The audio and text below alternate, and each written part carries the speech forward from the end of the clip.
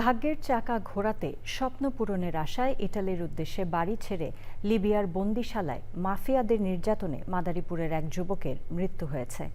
এই খবরে ভেঙে পড়েছেন পরিবারের সদস্যরা। এদিকে ঘরে তালা ঝুলিয়ে লাপাত্তা হয়েছে দালাল চক্র। দালালের কঠোর শাস্তিসহ নিহতের মরদেহ দ্রুত দেশে ফিরিয়ে আনতে সরকারের সহযোগিতা চেয়েছেন স্বজনরা।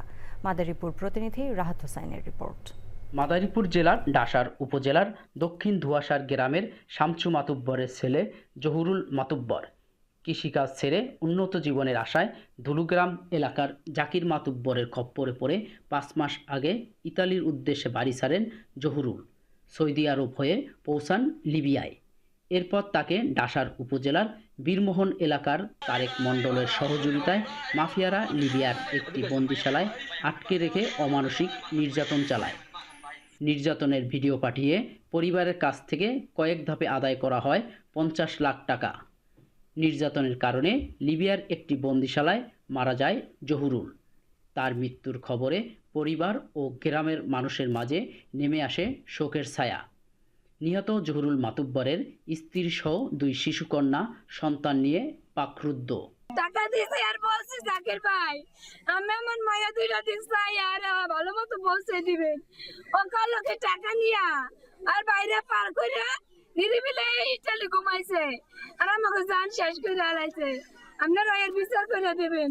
জাকির ইটালি গেছে, ইটালি যাওয়ার পর ওই তারেকের লগে ও শেয়ারে এই মাফিয়া কাজ করে এবং এই তথ্য কইরা এই বিক্রান্ত কইরা আমার ছোট ভাইরে আর মেরে ফেলাইছে। ইটালির নাম দিয়ে নিয়ে তারা মাফিয়াদের ধরাইয়া টাকা খাইতে আছে।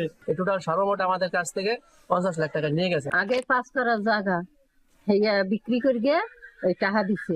পরিবারের পক্ষ থেকে অভিযোগ পেলে আইনগত ব্যবস্থা নেওয়ার আশ্বাস দিয়েছে পুলিশ। পুলিশের কাছে যে অভিযোগটা আছে সেটা কিন্তু একেবারে শেষ পর্যায়ে আছে।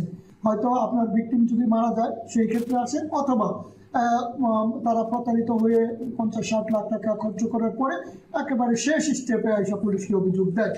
এ ঘটনায় দালাল চক্র যেন দৃষ্টান্তমূলক শাস্তি পায় এমনটাই প্রত্যাশা স্বজন ও এলাকাবাসীর।